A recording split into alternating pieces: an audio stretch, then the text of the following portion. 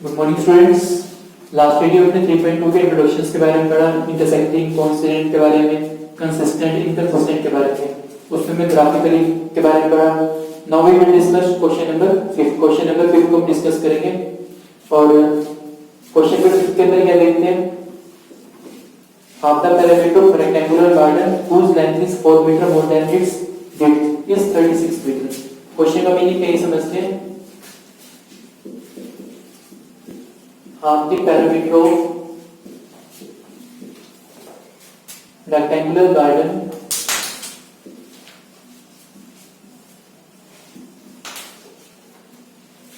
whose length is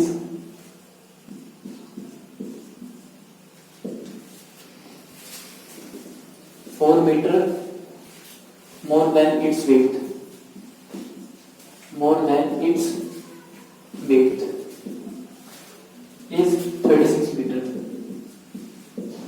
और हमने इसमें क्या निकालना है, इसकी डायमेंशन निकालनी है, गार्डन की डायमेंशन निकालनी है। एक रेक्टेंगुलर गार्डन है, जैसे एक गार्डन है, इसके डायमेंशन निकालनी है। डायमेंशन का मीनिंग लेंथ और ब्रेड्थ निकालनी है। अब क्वेश्चन का मीनिंग देखते क्या है। Half the perimeter of rectangular garden whose length is 4 metre more than its width. यहां से लेके यहां तक एक अलग स्टेटमेंट है और half the perimeter of rectangular garden is 36 metre. ये कुछ इस तरह से क्वेश्चन है। यहाँ पे कॉमा डाला हुआ है और इंग्लिश में कॉमा क्या कहता है कि यहाँ से लेके यहाँ तक इसका एक भी, यहाँ से लेके यहाँ तक अलग मीनिंग, मतलब ये ऐसे है।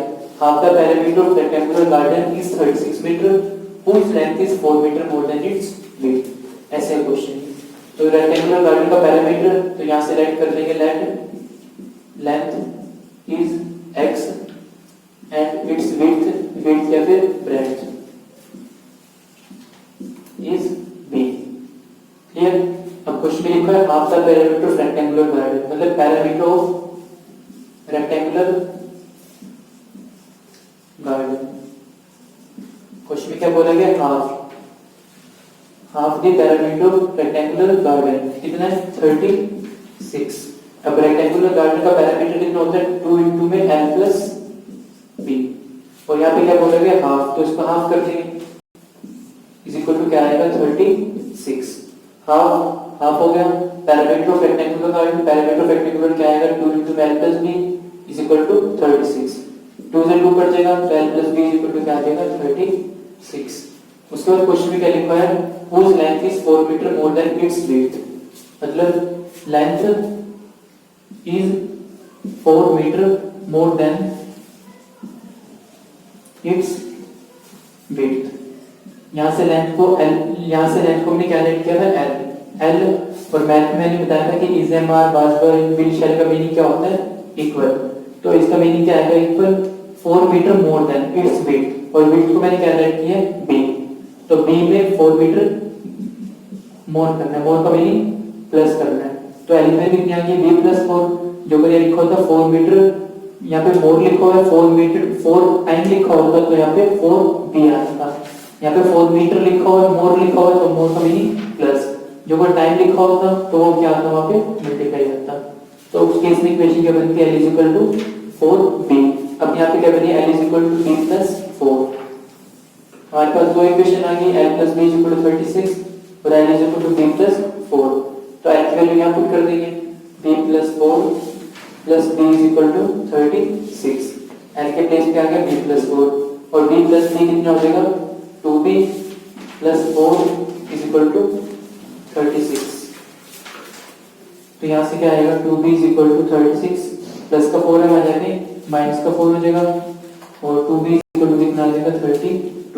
तो यहाँ से b की वैल्यू कितनी आ जाएगी 32 डिवाइडेड बाय 2 और b की वैल्यू कितनी आ गई 16। b की वैल्यू 16 आने का मीनिंग है कि उसकी विड्थ कितनी आ गई 16 और लेंथ भी निकालनी है यहाँ से। तो लेंथ कितनी आ जाएगी b की वैल्यू कितनी 16 पुट कर देंगे यहाँ पे 16 प्लस 4 l की वैल्यू कितनी आ जाएगी 20। तो यहाँ से l कितना आ गया हमारा 20 आ। क्लियर। अब इसको वेरीफाई भी कर सकते हैं। यहाँ पे क्या लिखा है half the perimeter of rectangular garden. Rectangular garden का पेरीमीटर क्या होता है 2 into l plus b, इसका हाफ कितना गिवन है 36। 2 से 2 कट जाएगा और l कितना है 20 और b कितना है 16। तो यहाँ पे कितना आ रहा है 36 इज इक्वल टू 36 आ रहा है। मतलब हम इस मेथड से इसको वेरीफाई भी कर सकते हैं कि हमारी एल की वैल्यू ठीक है या फिर गलत है। ओके, नेक्स्ट क्वेश्चन डिस्कस करते हैं, क्वेश्चन नंबर 6। क्वेश्चन नंबर 6 में क्या बोला गया, गिव द लीनियर इक्वेशन। हमारे पास लीनियर इक्वेशन गिवन है 2x + 3y - 8 = 0। और यहाँ पे हमें एक दूसरी इक्वेशन राइट करनी है जिसकी हेल्प से इंटरसेक्टिंग लाइन की कंडीशंस फॉलो हो जाए। इंटरसेक्टिंग लाइन की कंडीशन फॉलो हो जाए, और इंटरसेक्टिंग लाइन की कंडीशन क्या होती है, a1/a2 is not equal to b1/b2। तो मुझे कुछ इस तरह से अपनी तरफ से जो मर्जी इक्वेशन में राइट कर सकता हूँ। हो सकता है कि हर स्टूडेंट के लिए अलग अलग हो, कोई कुछ मर्जी से राइट कर सकता है, बट बस यहाँ पे ध्यान रखना है कि उसका रेशियो इक्वल ना आए। मान लो मैंने लिख दिया 4x + 5y - 9 = 0। तो यहाँ से चेक कर लेते हैं, a1/a2 कितना है, 2/4, और b1/b2 कितना है, 3/5। हम चेक कर सकते हैं कि दोनों आपस में इक्वल नहीं है। 2/4 is not equal to 3/5, मतलब हमारी ये इक्वेशन होगी।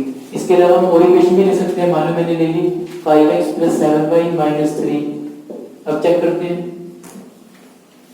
क्या आएगा, 2/5 is not equal to 3/7। तो इट मींस ये इक्वेशन हमारी करेक्ट है। मतलब हमने अपनी तरफ से कोई भी एक ऐसी इक्वेशन लिख ली जिससे इंटरसेक्टिंग लाइन की कंडीशंस फॉलो हो जाए।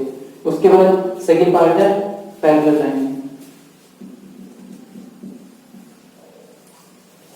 पैरेलल लाइन की कंडीशन क्या बताई थी, a1/a2 = b1/b2 is not equal to c1/c2। और पैरेलल लाइन में मैंने पढ़ा था कि इसका कोई भी सॉल्यूशन नहीं निकलेगा। तो मुझे इसी के अकॉर्डिंग एक दूसरी इक्वेशन राइट करनी है जिससे ये कंडीशन सेटिस्फाई हो। क्या कंडीशन सेटिस्फाई हो कि a1/a2 = b1/b2 आए, बट वो c1/c2 के इक्वल ना हो। तो मैंने दूसरी इक्वेशन लिख दी 4x + 6y - 9 = 0। ये दूसरी इक्वेशन लिख दी। एक इक्वेशन तो ये रही, दूसरी इक्वेशन ये रही। अब इसका रेशियो निकालते हैं, 2/4 = 3/6 = -8/9। तो यहाँ से क्या आएगा 1/2, यहाँ से क्या आएगा 1/2। 1/2 = 1/2, माइनस से माइनस कट जाएगा, इज नॉट इक्वल टू 8/9। हमें कुछ इसी तरह से कंडीशन लेनी थी, हमें कुछ इसी तरह से इक्वेशन बनानी थी कि जिसमें a1/a2 = b1/b2 बट c1/c2 ना हो। तो मैंने उसी के अकॉर्डिंग क्वेश्चन दिया है 4x + 6y, ताकि उसका रेशियो क्या बने 1/2। 1/2 इज नॉट इक्वल टू 8/9। हम इसके अकॉर्डिंग कोई भी इक्वेशन ले सकते हैं। मान लो मैंने इक्वेशन ले ली 2x + 3y - 7 = 0। ये भी ठीक है। अब यहाँ से रेशियो देखना कितना आएगा, 2/2 is equal to 3/3 is not equal to 8/7। तो ये इक्वेशन हमारी करेक्ट है। थर्ड पार्ट आप लोग को ट्राई करना। थर्ड पार्ट में बोला गया कॉन्स्टेंट लाइन के बारे में। कॉन्स्टेंट लाइन का मतलब a1/a2 is equal to b1/b2 is equal to c1/c2। उसका मीनिंग क्या होगा, जब एक की लाइन के ऊपर दूसरी लाइन क्या कर जाएगी, कोइंसाइड कर जाएगी। Okay, now we will discuss question number 7, that is the most important question. Draw the graph of the equation। ये हमारे पास दो लाइन की इक्वेशन गिवन है, इसका ग्राफ बनाना है। पहले इसका ग्राफ बनाते हैं। ग्राफ बनाने के लिए पहले टेबल बनानी पड़ेगी। जो अगर x के लिए 0 पुट करूंगा तो क्या आएगा -5 + 1 = 0, और प्लस का बने वाला के माइनस का बन जाएगा 1 से 1 कट जाएगा, y की वैल्यू क्या आ जाएगी 1। उसके बाद y को 0 पे इक्वल पुट करेंगे। जब y को 0 पे इक्वल पुट करेंगे तो क्या आएगा x - 0 + 1 = 0। क्या आएगा x + 1 = 0, और x की वैल्यू क्या आ जाएगी -1। यहां से टेबल बना लेंगे इसकी। जब x के लिए 0 पुट करेंगे y के लिए बनाएंगे, y के लिए 0 पुट करेंगे x के लिए माइनस बनाएंगे। और दूसरी इक्वेशन लेंगे, इसमें भी x के लिए 0 पुट करेंगे तो क्या आएगा 3 × 0 + 2y - 12 = 0। 3 को 0 से करेंगे 0 आ जाएगा, प्लस 2y माइनस का 12 है, वहां जाके प्लस का 12 हो जाएगा। क्या आएगा 2y = 12, और y की वैल्यू कितनी आ जाएगी 12/2 दैट इज 6। उसके बाद नेक्स्ट y के लिए 0 पुट करेंगे, जब y के लिए 0 पुट करेंगे तो क्या आएगा 3x प्लस 2 इंटू में 0 माइनस 12 इज इक्वल टू 0, 2 को 0 से करेंगे 0 आ जाएगा, 3x minus 12 is equal to 0 और ये माइनस का 12 से वहां जाके प्लस का 12 हो जाएगा और x के लिए कितनी आ जाएगी 12 बाई में 3 दैट इज 4। यहाँ से हम टेबल बना लेंगे,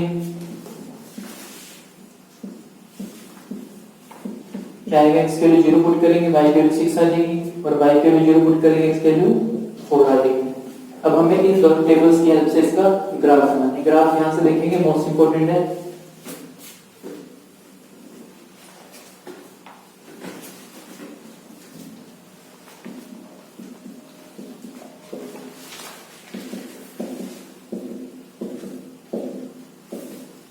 यहाँ पे क्या आएगा -1 -2।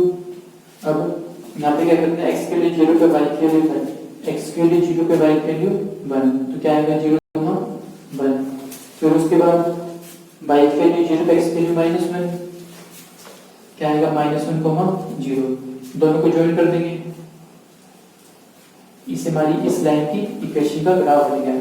अब उसके बाद दूसरी टेबल की हेल्प से बनाना है, x के लिए 0 y के लिए 6, क्या आएगा 0 6, फिर y के लिए 0 x के लिए 4, क्या आएगा 4 0, दोनों को आपस में ज्वाइन कर देंगे,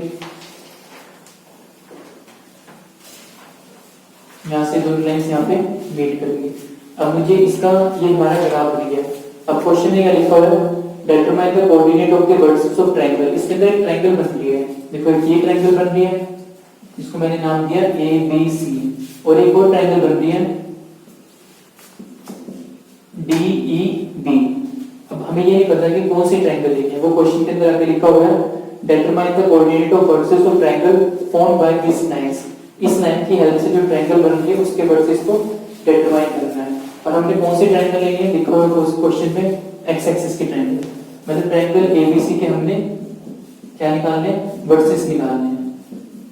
वर्टिसेस का मीनिंग है ए के वर्टिसेस निकालने के आएंगे, बी के वर्टिसेस निकालने और सी के वर्टिसेस निकालने हैं। तो ए के वर्टिसेस क्या -1 0, बी के वर्टिसेस क्या ये भी निकालेंगे हम ग्राफ की हेल्प से जहां पे दोनों लाइंस मीट करेंगी, और सी के वर्टिसेस क्या 4 0। क्लियर। मान लो बी के वर्टिसेस आते हैं 2 3 आते हैं, 2 3 का मीनिंग है x वैल्यू 2 और ये y 3 पे कहीं ना कहीं यहाँ पे इंटरसेक्ट करेगा, मतलब कुछ इस तरह से ग्राफ बनेगा, ये 3 के ऊपर इंटरसेक्ट करेगा। जब आप इसको ग्राफ पेपर पे बनाओगे तब एग्जैक्ट बनेगा। ये हो सकता है कि यहाँ गलत भी हो और ग्राफ पेपर पे बनाओगे तब ये एग्जैक्ट बनेगा। तो b की वैल्यू मैंने क्या ले ली 2 3। अब यहाँ तक तो क्वेश्चन हो गया, बट पेपर के अंदर इससे एक्स्ट्रा टर्म क्या आती है, पेपर के अंदर आता है क्वेश्चन में फाइंड द एरिया, हमने इसका एरिया भी निकालना है। क्लियर। अब एरिया क्यों आता है, उसका क्या रीजन है, क्या फॉर्मूला होता है, half into base into height. अब मुझे इस ट्रायंगल का एरिया निकालना है जो एक्स एक्सिस के ऊपर ट्रायंगल बन रही है, कौन सी बन रही है ए बी सी। अब ये क्वेश्चन क्यों आता है, क्या रीजन है उसके पीछे। अब बच्चों से पूछते हैं कि इसका बेस कितना है, कुछ बच्चे कहते हैं कि इसका बेस 5 है, कुछ बच्चे कहते हैं कि इसका बेस 3 है। 3 क्यों कहते हैं वो, क्योंकि यहाँ से लेके यहाँ तक 4 है और 4 में से -1 कर देते हैं, जो बिल्कुल गलत है। बट जो अगर हम इसको स्केल की हेल्प से देखेंगे तो यहाँ से यहाँ तक 1 कंसीडर होगा, यहाँ से यहाँ तक 1 कंसीडर होगा, यहाँ से यहाँ तक 1, यहाँ से यहाँ तक भी 1, यहाँ से यहाँ तक भी 1। तो स्केल की हेल्प से पूरी लेंथ कितनी होगी, दैट इज 5। तो उसका बेस कितना आ गया 5, और हाइट कितनी आएगी, परपेंडिकुलर हाइट कितनी है, दैट इज 3। तो क्या आएगा 15/2 that is 7.5 square unit. Square unit क्यों है, क्योंकि एरिया की यूनिट क्या होती है, स्क्वायर यूनिट होती है। सेंटीमीटर होता तो सेंटीमीटर स्क्वायर आता है, मीटर होता तो मीटर स्क्वायर आता है। हमारे पास कोई यूनिट गिवन नहीं थी, इसलिए मैंने लिख दिया 7.5 स्क्वायर यूनिट। ये पार्ट पेपर के अंदर अक्सर पूछा जाता है इसी क्वेश्चन के साथ। हो सकता है कि एक्स एक्सिस का पूछे, हो सकता है कि वाई एक्सिस का पूछे, हो सकता है कि इसी क्वेश्चन के अंदर वाई एक्सिस का पूछे तो वाई एक्सिस के ट्रायंगल ये बने। ओके, नेक्स्ट वीडियो हम डिस्कस करेंगे एलिमिनेशन मेथड, सब्स्टिट्यूशन मेथड के बारे में डिस्कस करेंगे, जो हमारा 3.3 पेपर बेस है। Okay, thank you.